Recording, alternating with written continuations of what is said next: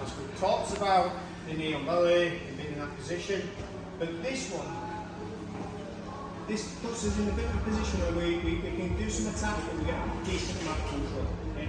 But the trigger is this. Let's not forget this. So he bridges, he hits his own hook, and it's only now I'm going to start switching. Okay? In this class, you could choose to just go to a full scaffold whenever you want. So I could choose to go to a full scaffold without waiting for that underhook. Okay, so you can kind of get into this position without having to wait for your partner to do something. Couple of quick points. Okay, so the first one is lifting the shoulder up. All right. The way that Jason's going to get out of here is by bringing his elbow and getting it onto the mat. Once he does this, this is a problem. Okay, so I can't let him get his elbow onto the mat. If his elbow goes on the mat, I've got to make a decision. Do I try and dig that elbow out, or do I maybe switch back to the side control? Okay? It has to be a quick decision. So, to prevent that, grip the gi, don't go gi, just grab it just above the elbow, and lift the shoulder up. Okay? So I want to get my leg underneath the shoulder. There's a big difference. You get a lot more pressure as well. So when I get to here, grab, lift, and then that leg goes as close to his hand as possible. If you find you're doing this, it's usually because it's not got underneath the shoulder. Okay? It's really important when you get to here, yeah, get that leg underneath the shoulder. It makes it a lot easier to attack this arm. Alright? My balance as well, all my weight is kind of sat back here. Okay? Some of us at the moment are kind of doing this, which makes it really easy for Jason to reverse the position. Okay? So, we're going to get into this position, and then Jason, or the person underneath, not just Jason, is going to just try and move around a little bit. Not too hard, but we're just going to test the position. Can I keep control? Is my weight all the way over here? Oh, no. Yeah? We're just going to get to there, and the bottom person's going to move around a little bit. Does that make sense? Keep it control. It's really good that people won't kind of overcommit with the weight too much as well.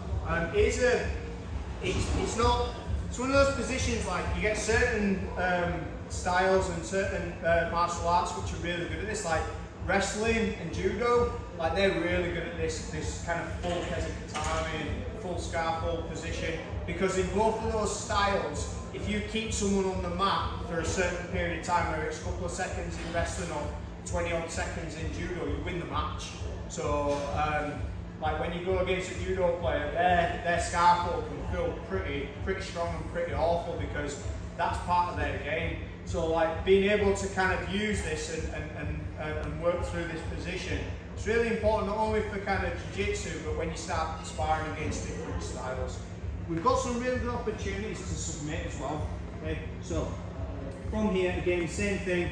Even though we're using this as a bit of a reactive thing where he starts bridging, there, ding, ding, ding, ding, there's a problem, so I'm going to switch. I'm always keeping this arm up, leg goes through, okay? So the first submission we've got, if you guys squishing this way a little. Come on, fellas, it's alright. Hello, friends. Okay, so from here, bit of a cheeky one, it doesn't work on everyone, but it's a nice one. Okay, I'm going to keep the elbow nice and high. I'm going to bring my leg just behind the elbow, and I'm just going to straighten that arm. Okay, so for a submission here. Sometimes that can be a bit of a struggle, so what you might have to do is put it into the pocket and then press down here. So I'm going to gauge the thumb. So wherever the thumb's pointing, I'm taking the weight down the other way. So here and through. Okay, you can make it a little bit worse as well by driving your hip through into it as well. But it's just a nice quick one. Sometimes you might not get this submission, but you start freaking out a little bit. Okay, so then they start moving the arm, and it leads into some other submissions which we're going to look at on Thursday. Okay, but this, keeping that arm nice and tight, just a nice quick little submission there. Okay, got a cheeky one as well, so we'll add a cheeky one in, wrist lock. Okay, so you've got two different submissions here. Again, my posture and where my weight's going is really important. Because there's no point doing this and then taking your weight over there, because you just get reversed and he remembers that we're trying to wrist lock you, which makes the next roll pretty difficult. So, same thing. Huh? Wrist lock, not blue belt. Okay. We don't do BJJ with wrist lock, okay? So, just have a quick go at that. Tap early, don't wait for anything to snap or any pain.